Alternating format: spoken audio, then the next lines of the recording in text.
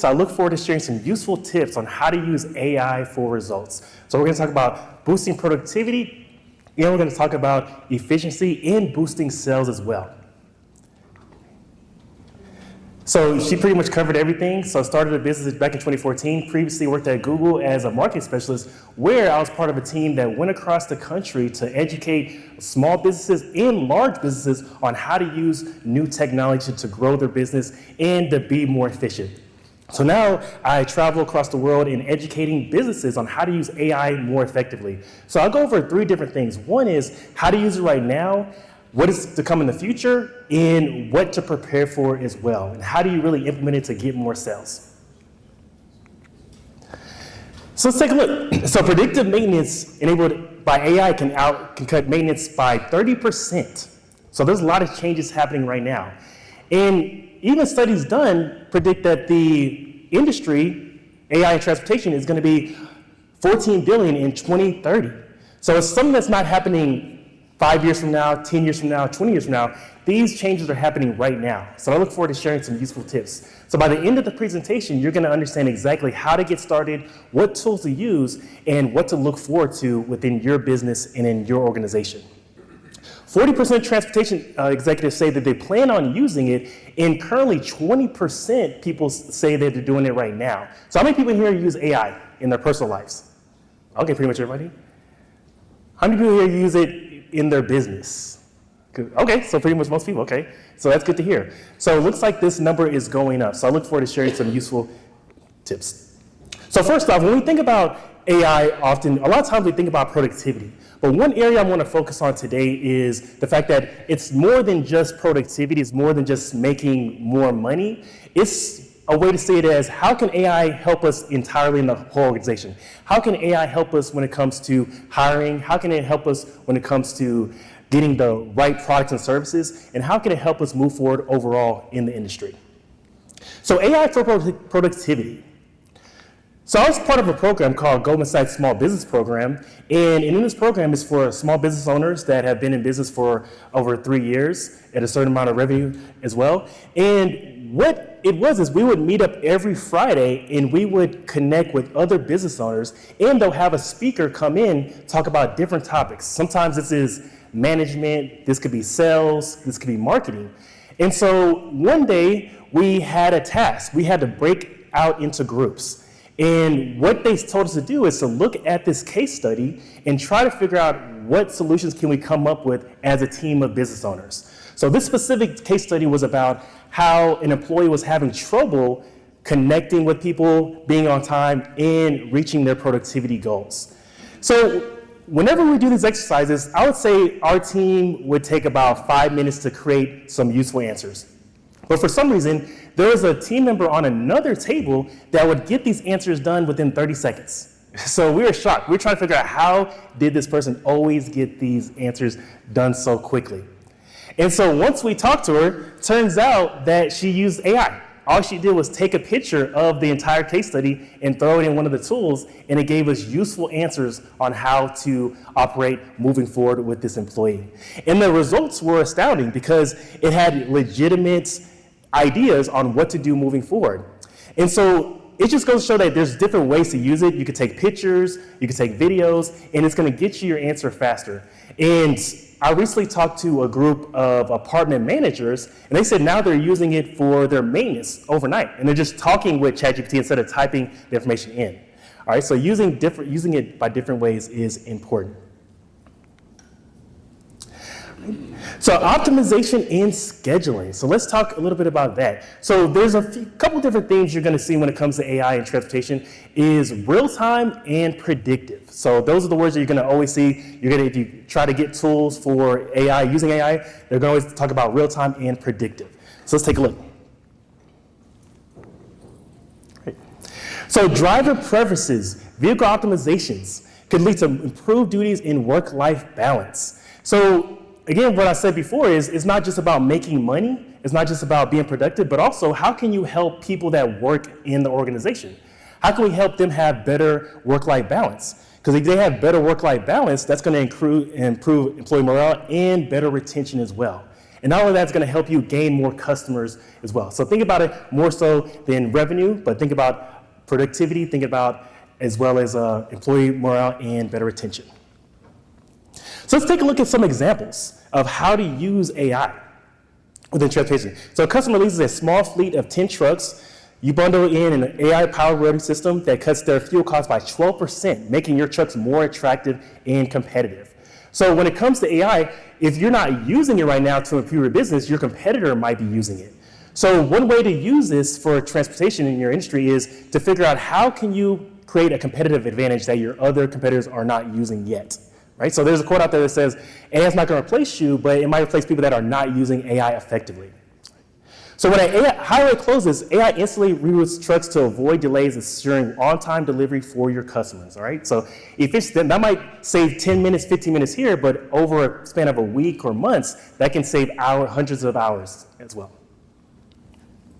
So replay vehicle movements based on historical GPS data. So last night, I enjoyed going to the trade show, and I met people that are doing this right now. So some companies in here, they might already be doing some of this things I'm mentioning right now. So the companies that you're working with right now, ask them if they're already offering this and see if you can work with them as well. So improve real-time predictions by up to 50%. So why do you think it's a good idea to have good predictions in your business? Any ideas? Why is it good to have good predictions? Well, I would say save a little money, save a little time, and be more productive, right? So one thing you want to consider too is, what is your process? So when I say process, you might think, well, if I'm in a sales situation, I'm trying to reach out to new customers, I'm going to go and find a list of possible customers, or I'm going to go in figure out how to call them, their phone number, and I'm going to reach out to them and sell my product. But when I say process, I'm thinking about more specifics. So if we want to understand how AI can work with our business, we want to write down all the processes that we're currently implementing in our business. So in the sales situation, maybe the first step is to find out a list of potential customers, and the next step is to create a PDF of those and send it to our salespeople and create an outreach template. So every little process that you can write down, or you can have your team write down, will help you out. Because once you know the process, you'll figure out, well, what part of that process can AI assist with and what it cannot. So for example, let's talk about AI for sales in different documents. So what I did was I put in a question. I was like, I'm starting a new business, and it's a truck leasing company, and I want to figure out what are the best routes to take if I have a new business in Texas. And it literally gave me ideas on what to do, where to go, and for what industries this will be good at as well. So the good thing about AI these days is it gives you a lot of recommendations. But when it comes to these tools, you want to make sure you're cross-checking it to other tools as well.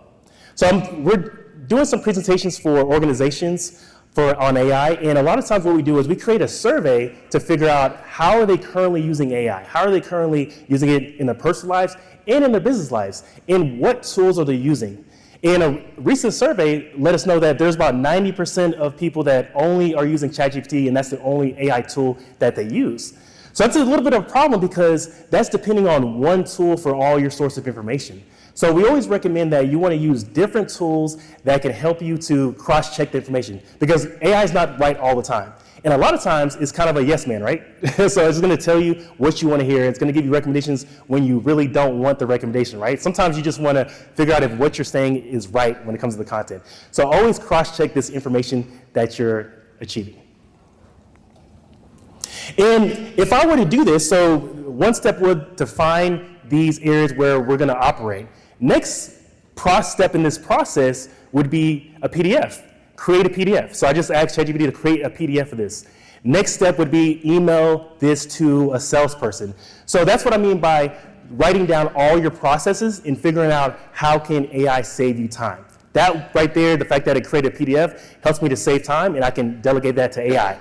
But me sending it to my salesperson, it might not be so much, or me explaining how we want to use this information might not be able to delegate by AI yet.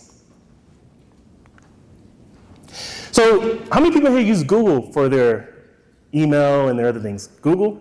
Anybody? Google? Okay. Google. What about Microsoft?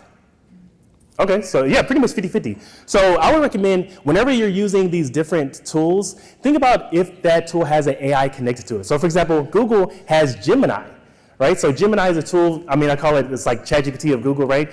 But if you're using Google, I would recommend checking out using Gemini, because what it is you have a tool that's connected and integrated to all the other tools that they're offering. So for example, if I'm using Gemini and I'm using Google Documents as well, all I gotta do is upload a Google document to Gemini and it's gonna summarize what's on that document for me.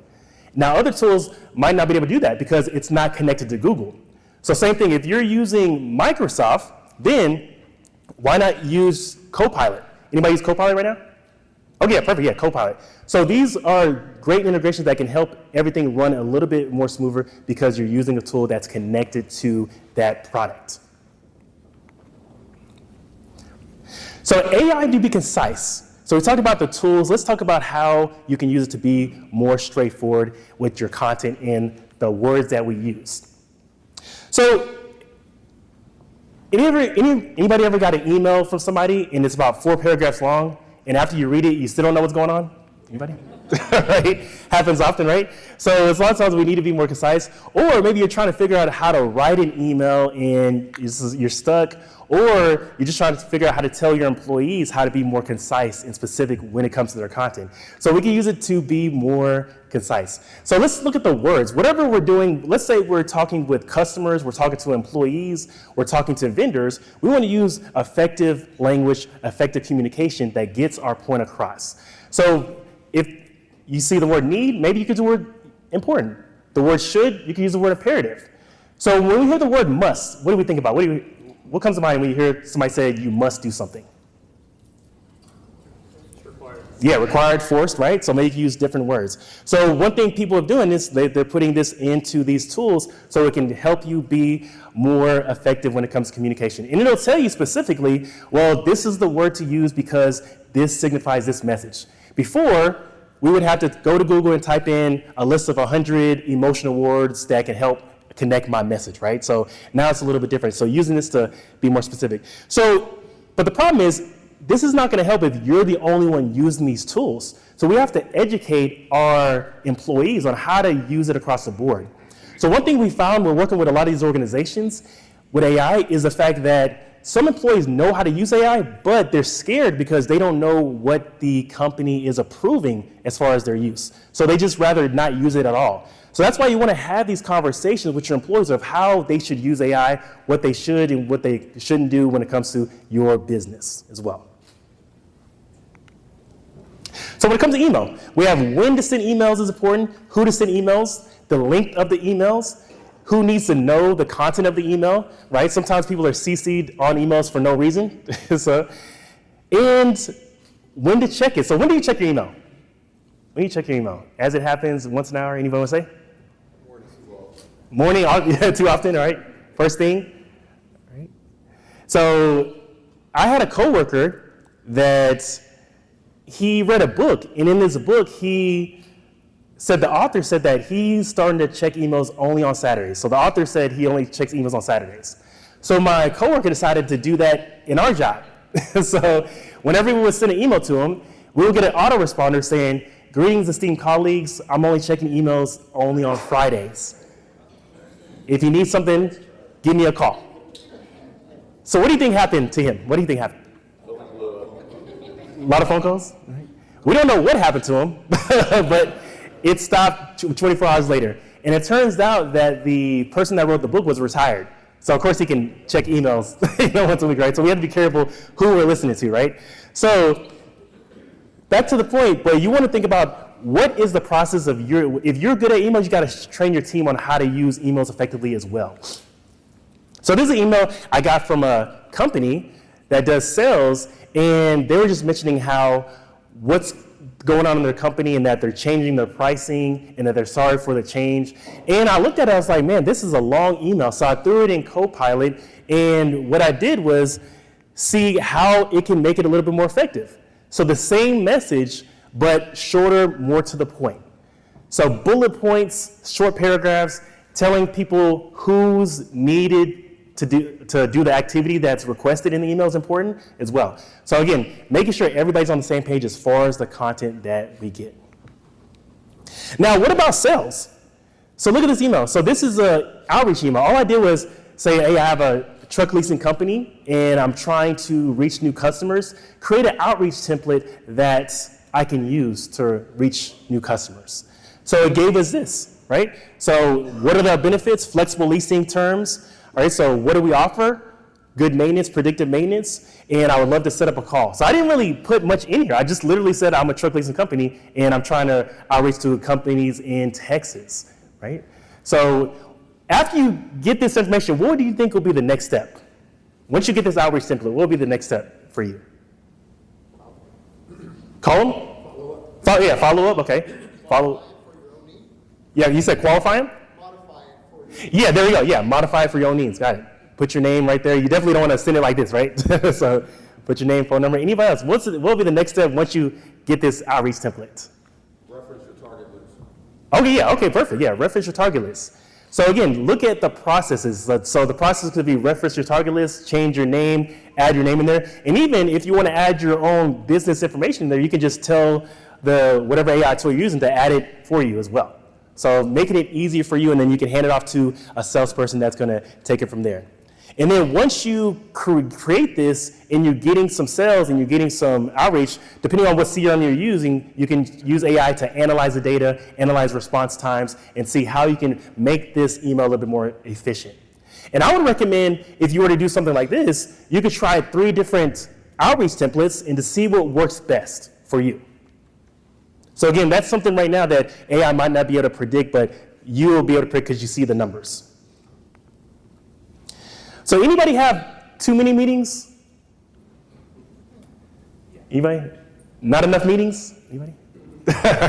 If everybody was more present during meetings. So what happens when we have meetings is we assign a note taker, people are distracted, people don't know what's going on. So now there's AI uses where you can have more productivity within meetings. So a tool like this, Otter, helps you to take notes. So whenever you log in, your AI bot logs in with you as well, and it takes notes for you. It can record the meeting as well, and afterwards, it can summarize the meeting after, so you can use it for emails or blog posts as well. So many different tools out there that can help you be more productive and help your team be more productive, so even the note takers can now be more participative in the meeting as well. So AI materials and maintenance. So we talked a little bit about the communication aspect of it, productivity aspect of it. So let's talk about the materials and content that we can create with AI. So for example, previously, I would say years ago, you would create a video, hour-long video. Let's say this presentation I'm having right now, it's recorded, and I have to edit it myself, and it takes a long time to edit.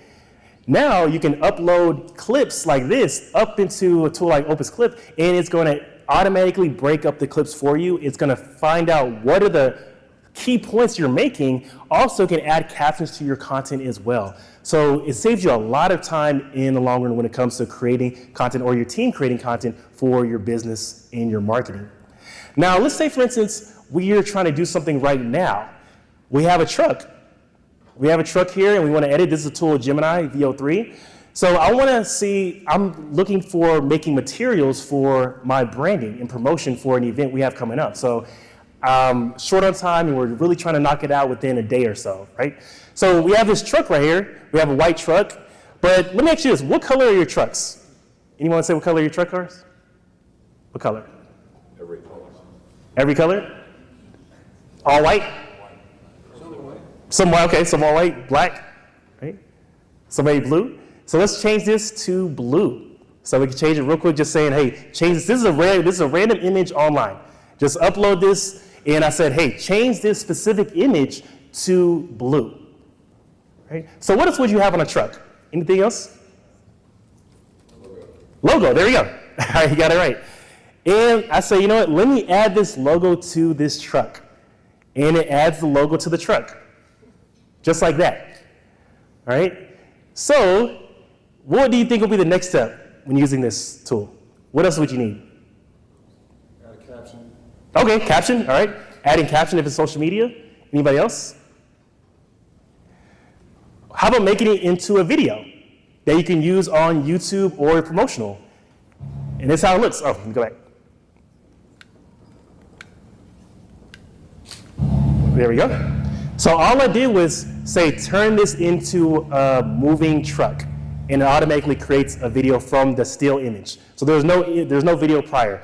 So you can easily use this, and this probably took me, I would say, 2 minutes just to do this, and I can easily post it with my content materials, right? So this tool right here is VO3 that you can use. Highly recommend. So also when it comes to content, you might be thinking, well, if you're not handling social media, maybe your team is. Anybody here do social media for their business? All right, okay. Anybody here, are you the person posting or you have somebody else posting? The posting person, okay. So you can understand how it takes a long time to just create content. And you might be asking yourself questions like, whenever you create this content, you might be thinking like, well, what is the best time to post? What to post and how often to post? And here's a list of the best times to post, right? So best time to post. You have LinkedIn, 7 to 9 on Thursdays, Tuesdays to Thursdays. You have Facebook, 1 to 4. You have Pinterest, 2 to 4 on Saturday. Honestly, my opinion is that Thursday is the best time to post on LinkedIn, because by Thursday, everybody's fed up with their jobs and they're on LinkedIn looking for new jobs. That's like my personal opinion. I don't know if it's true, but yeah, that's what they say, Thursday, right? But I put this up here that the fact that you don't really need this anymore. This is what we would do before when we were doing the marketing, is figure out, okay, what's the best time to post across the board? But now you can be more detailed, more specific about your industry and your audience. For example, AI helps write personalized outreach messages to logistic managers and other people that are in your audience. And not only that, but it can help you specifically tell you, well, when should I post for my audience in the truck leasing industry? So this is what it says right here. Feel free to take pictures if you want, but this is when you should post for people in the truck leasing industry. So 7 to 9 a.m., and it gives you the reasons why it'll be good to post at that time. Because maybe Mondays are super busy for the post, or maybe Tuesdays is a little bit better because people are more active. And the different types of positions and profiles within the industry, maybe drivers, leasing managers. So this is what you want to think about, is figure out how to make sure all your content is more geared to your audience and how you can use it to move forward in your organization. All right, so let's talk a little bit about predictive maintenance. We talked about social media. We talked about the content piece as well. And let's talk about maintenance areas and other technology you can use. So 12% less maintenance costs, 20% less roadside breakdowns, 8% operational time, more operational time, and 9% more technician efficiency. So this could save a lot of money in the long run, right? And when it comes to AI, you're gonna see a lot about video if you haven't already. And it's not just video, but analyzing of the content that's in the video. So we can all buy security cameras, we can all buy cameras for our fleet, but when it comes to AI, it's gonna be getting the content, but analyzing the data for past things that happened previously, right? And tracking information and making sure that everything's going well. And then even if there's accidents that happen, then it can kind of analyze what can prevent it in the future.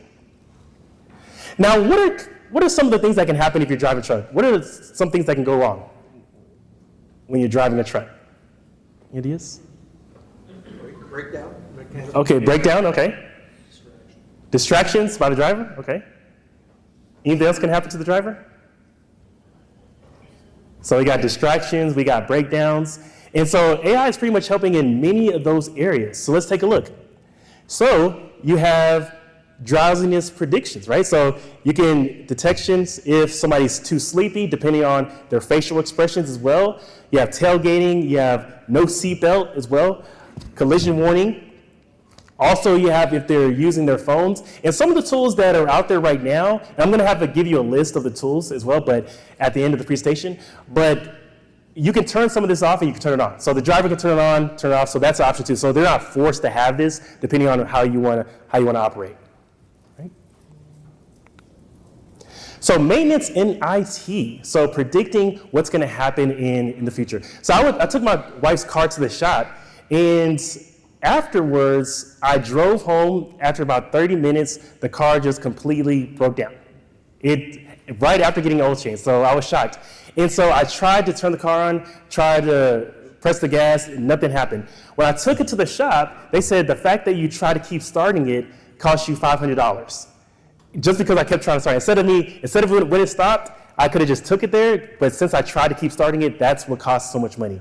And the same thing for other areas as well. If we predict what's going to happen, then we can prevent costly repairs moving forward. So let's take a look how it is right now. Predictive maintenance lifecycle. So we have connect sensors and gather data. We have set baselines and alert perimeters, schedule vehicle repairs, perform proactive maintenance. And then in general, we have preventive maintenance, just trying to prevent issues from happening because you know it's going to happen in the future, so you predict it, preventively. And conditional maintenance monitors and schedules maintenance when specific conditions are met. And then we have reactive maintenance. So of course we have the car accidents, truck accidents. That's when we have to get things fixed right away. But when it comes to AI, it focuses on predictive maintenance, real-time and predictive. So real-time data, analytics to predict equipment failures and other things that can happen. Right? So highly recommended. Again, I'm going to show you some tools that you can use for that. So another area is customer insights and lead generation. How many people here want more business? Nobody? One person? One person, right? All right, so customer insights and lead generation. So how to use it to market and to promote your organization. Right. So let's go over some examples on how it can be used. So AI scans business database and spots that a construction company in Houston just won a big contract. You proactively reach out offering long-term truck leases, right? So things that are happening in the city that it could take maybe weeks for you to find out on your own, or maybe if you have to wait for a press release to come out, AI can help you get this done within a matter of minutes or hours. So AI sees that a local e-commerce company just announced expansion to San Antonio. You reach out offering trucks for their new distribution routes, right? So again, easy way to move forward and to grow and to use it to get to the data a little bit faster, right? How do you currently find out information like this? Anybody know? How do you currently hear about news stories like this from people that need your services? Most people say, yeah, go ahead. Sales team? Okay, sales team. Okay, sales team. Word of mouth. Word of mouth. Yeah, word of mouth. And some people say press releases, media, TV. But when it gets to press releases, guess what? All your competitors are going to be doing the same thing. They're going to be also reaching out. So again, using AI to be a little bit better than your competition. So AI predicts higher leasing demand around Houston due to port shipping surges, price adjustments, and automatically for short-term rentals, right? So another way to use it. So many different ways. So safety, insecurity, and fraud.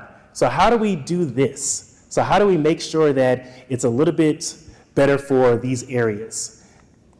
So here's an example right here. A new customer applies to lease 5 trucks. AI checks credit, payment history, and business legitimacy, flagging that one company has high risk of default. So again, saving you time, saving you stress, saving you money because it's predicting what's going to happen. And again, these are all tools that are available right now. I'm going to send you a list of these tools. So AI detects suspicious documents during a lease application, fake business registration, you avoid leasing trucks to a high-risk leasing. Think about how much money that can save, right? Instead of going through all that paperwork, you're really analyzing data a little bit more, right? And you can see how this can affect all areas of your business: admin, marketing, sales, right? Even the approval process. So it's not just about productivity, but it's about everything else in your entire business. So again, in all these areas and all these departments, think about writing down your process and figuring out how can AI help. Always think like, how can AI help me in this department, in this situation? Right? So enhanced video monitoring, AI-powered alerts can notify drivers or dispatchers about incidents in real time, right? So connecting in real time. So a lot of different countries, not only transportation, but also truck leasing in other countries are using this across their city as well. So provide training and continuous learning. So the problem is, whenever we implement some new software within a company, sometimes people don't use it. And sometimes people just go back to how things were previously. And the reason being is because there wasn't enough training to begin with. So you implement these tools, but if nobody knows how to use it, they're going to avoid using it, right? So you want to make sure whenever you implement these new tools, to train. But before you even do that, assess what it is that you really need. So you as an owner, manager, executive, what do you need from AI? And also, what does your team need from AI? And then once you figure that out, then you provide the training and continuous learning on how to use it.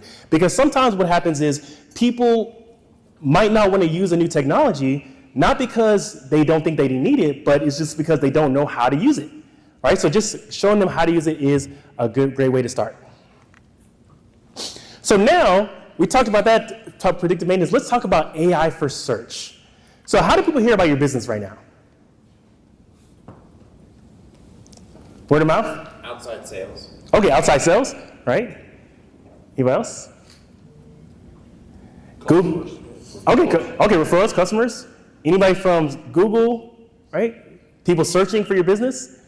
So that's a great way because when it comes to getting business, if you get business from search, that's a way to cut out that sales process because they're reaching out to you. And from what we found is, for the most part, when people reach out to you from Google and search, they've already looked at your website, they've already looked at videos, they've already looked at your content.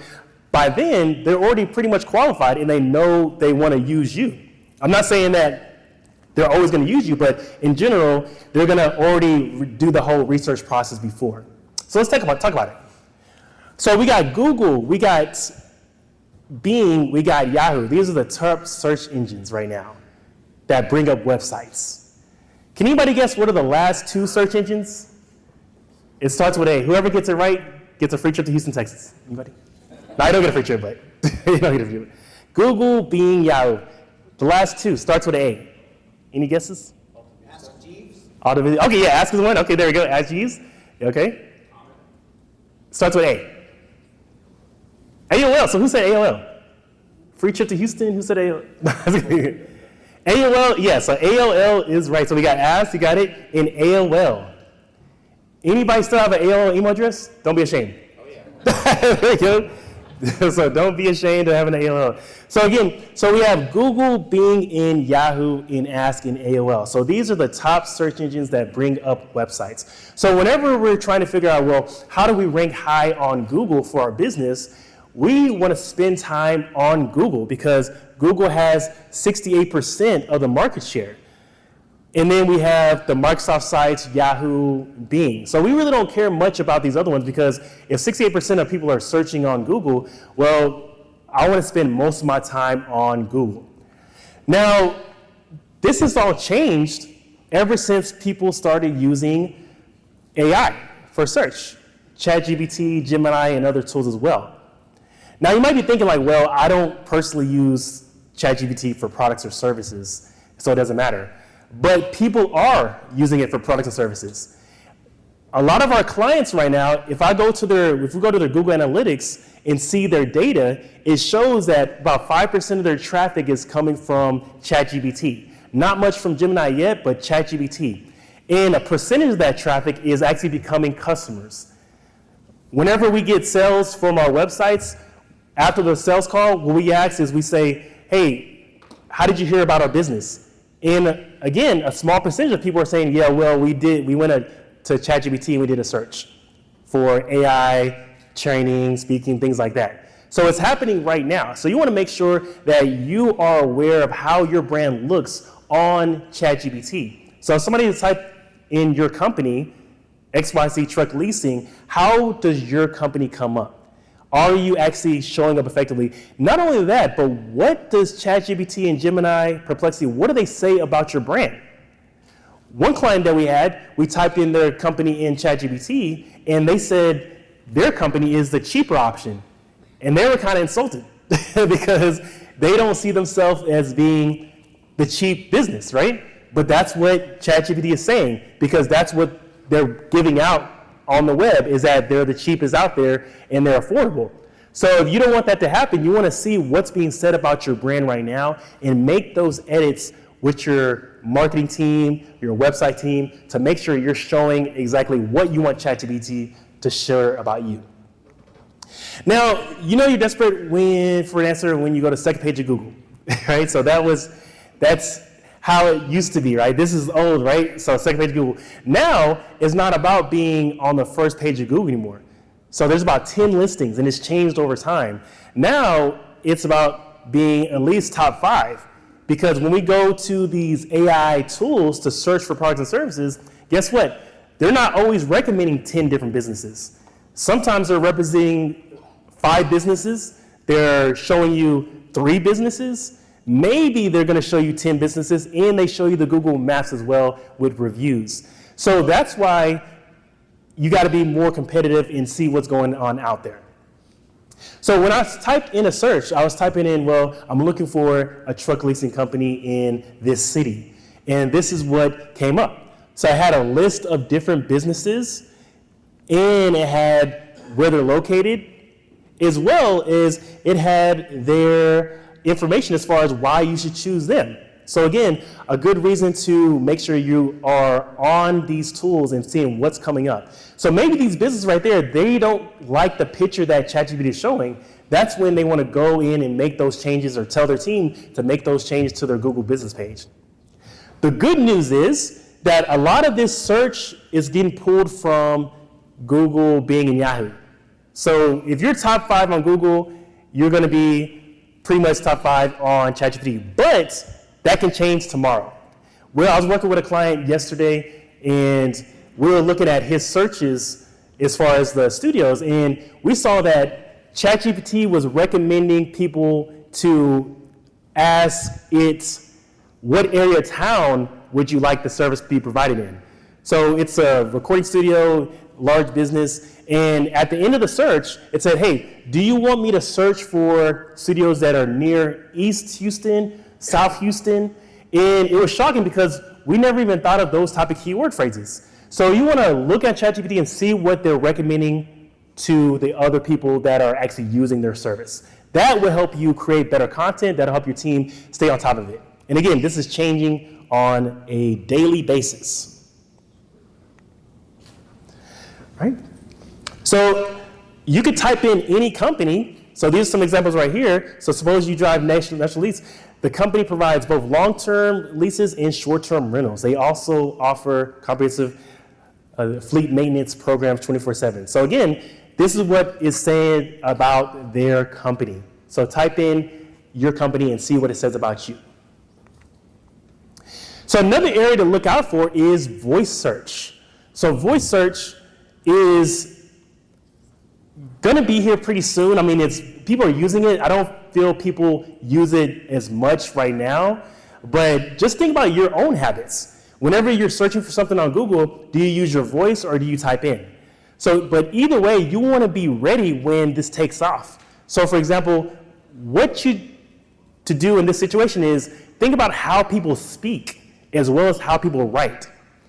That's when you put content like that on your website. So if you have a website, always think about the words people use, how they say things, and also how they write things. So that way, these voice search tools can pick up your content on your website, and you can be promoted a little bit more in all the areas. So just like if we were using ChatGPT right now, if I do a voice search, I'm going to speak a lot differently than I'm typing.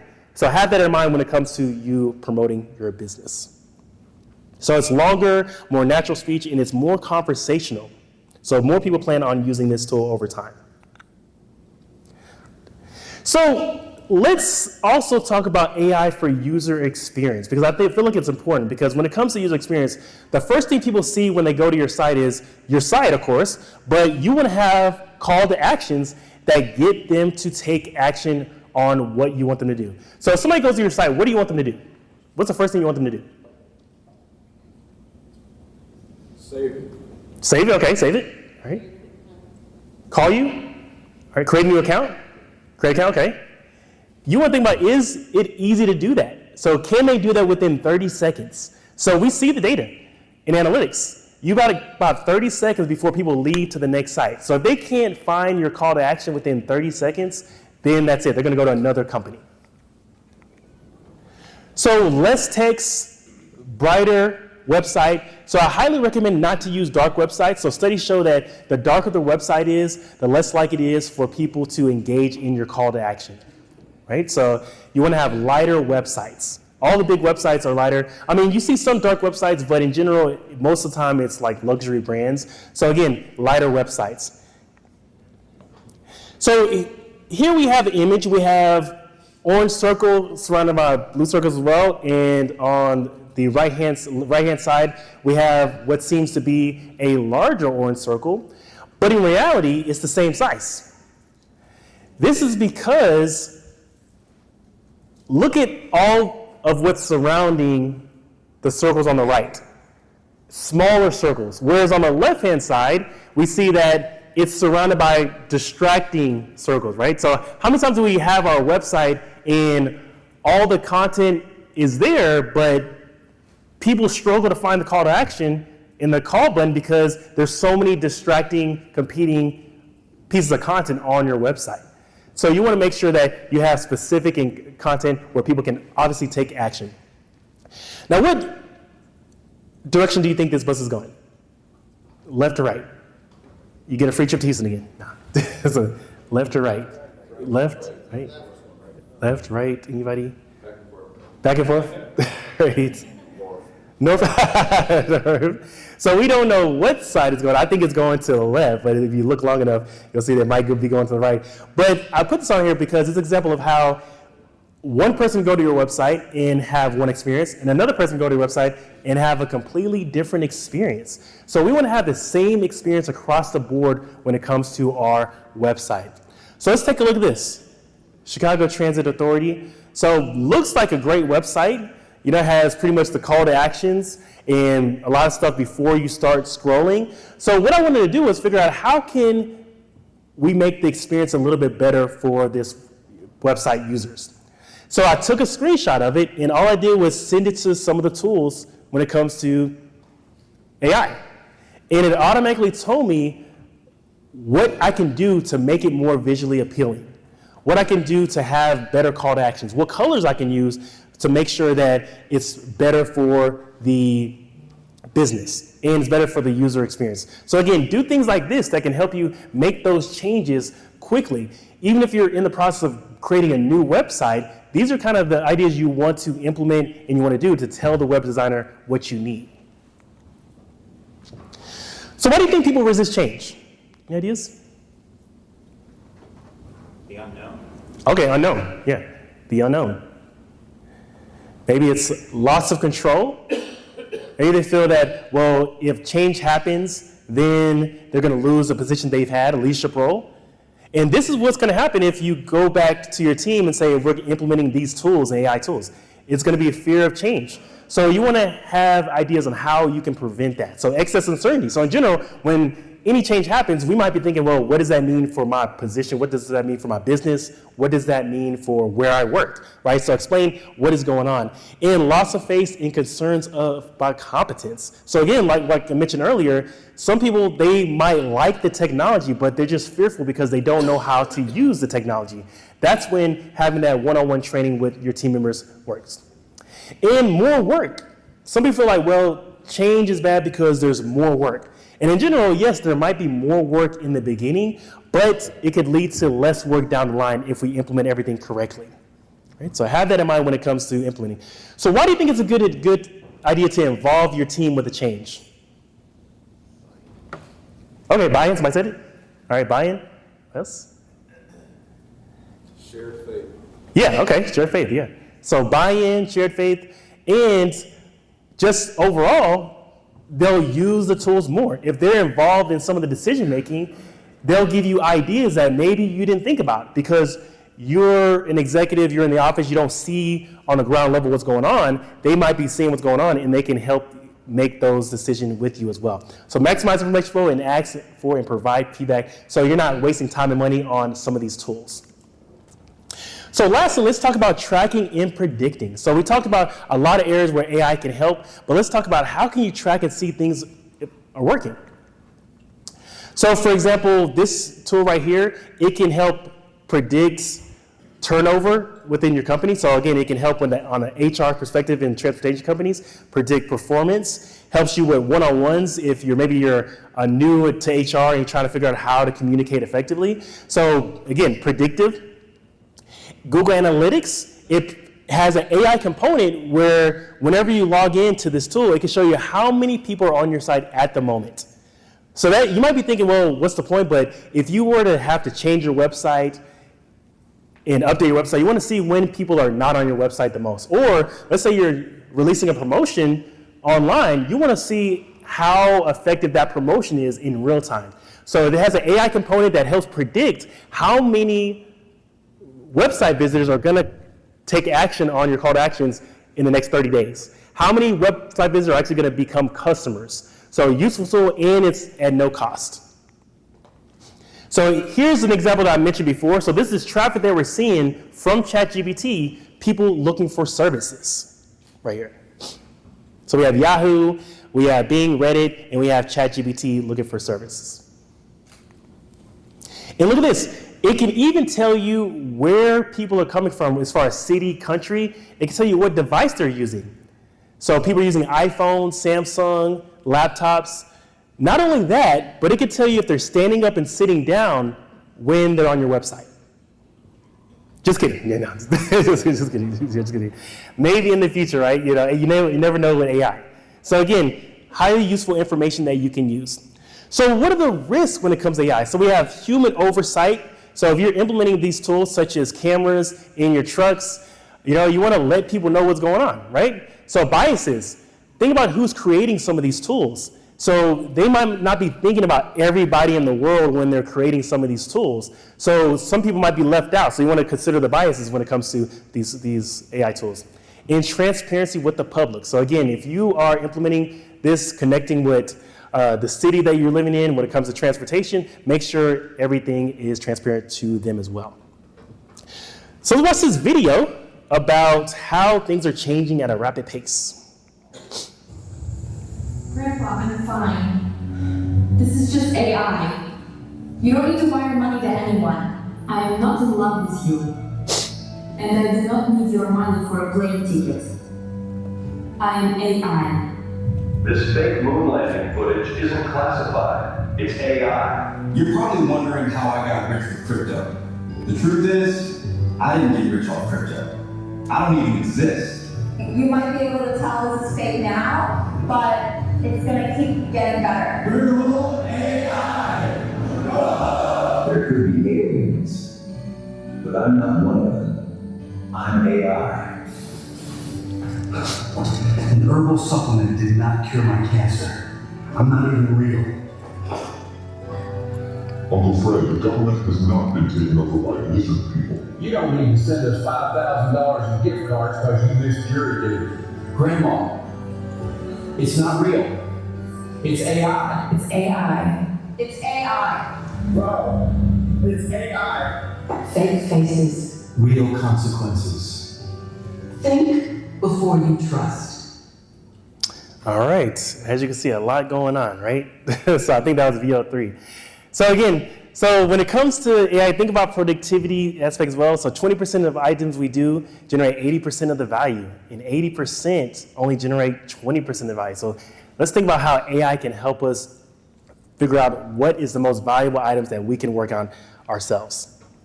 So as a recap, we talked about predictive maintenance, we talked about ways you can use it for content, and we talked about how you can use it for analytics as far as predicting. And so you can take this presentation and think about what can you implement and what can you not implement. And again, think about working with your team to see what's really needed in your organization. Just because everybody else is using a tool doesn't mean that's right for your specific business. And overall, don't overthink this.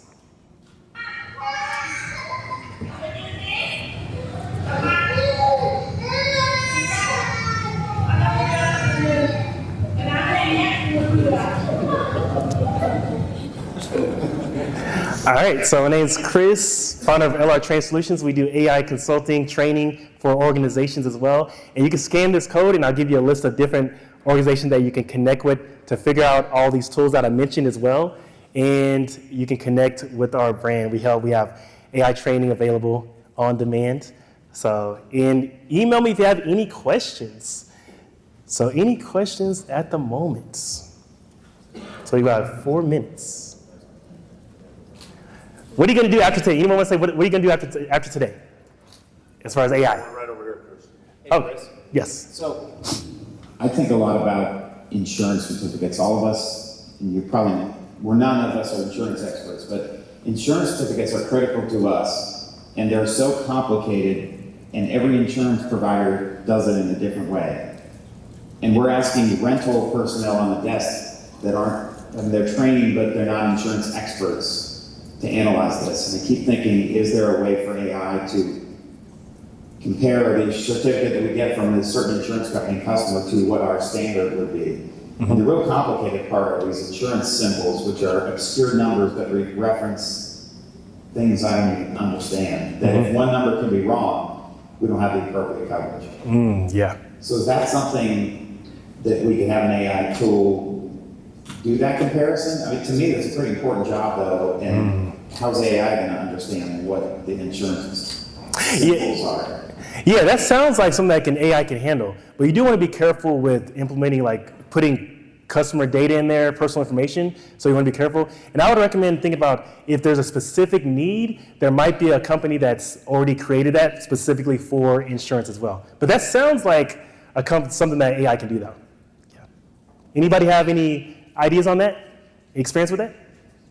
Oh, right there. A lot of freight brokers use companies like Highway, where they're actually getting certificates of insurance in real time from the motor. Oh, I'm so sorry. There are companies out there like Highway that actually consuming certificates of insurance to validate a motor carrier can haul freight for a given broker. So there's a ton of tools out there on carrier validation, which is actually the same problem we're trying to solve, which is this a legit certificate of insurance? How quickly can I determine if it's like real or not? So there are some out there, and I can talk with Dean and give people some resources, but there's a bunch of tools to do that today. All right, great, thanks. All right, so what are you going to do after today as far as AI? Any ideas? So check out some of the tools, definitely the content. Overall, just think about how can you use it and what's beneficial. Yes, back there? In your presentation, you used several different AI tools, some for graphics, some for content generative details. Do you have a list that tells which tools are Best set for which types of tasks? Yes, scan that code and I'm going to send it out. Yep, scan the code. I'll give you a list of for example, to do that video of that truck moving, VO3 is pretty much the best one as far as like creating video, AI video right now. So definitely use that, VO3. Yes. Question? Chris, first of all, great presentation. Thanks. Are you aware of an AI? Are you aware of an AI bias assessment tool that would effectively show us what our biases are toward AI, whether positive, negative? Just curious. Okay, biases. When you say biases, do you mean? So I'm young compared to some old folks, and I'm old compared to them. Okay. So we asked my daughter, when it comes to anything AI or tech related, I'm a dinosaur. Yeah. So I'm curious if there's an assessment of maybe I am not entertaining something because either I'm just an actual dinosaur or I'm just not open-minded. So okay, yeah. Generically a tool that would kind of showcase some of our biases toward this technology. Oh, okay, cool. Definitely, yeah. So I think people are using that. I haven't heard of a specific one for that, but people are using like ChatGPT to ask that question. Like you use the ChatGPT or Gemini and it understands you as far as like what you've been putting in, and then you ask them that question. It's like, hey, from my experience, how do you feel are my biases? What are challenges? What strengths and weaknesses can I work on? And yeah, that's what people are doing. Yep. And I think somebody on social media said, if I were a musician, who would I be? Right? Stuff like that. Or if I was a hip hop artist, who would I be? So based on all the experience that ChatGPT has with you. All right, thanks. Thanks for coming out. I'll be here until like 2 o'clock for any questions as well. So thanks.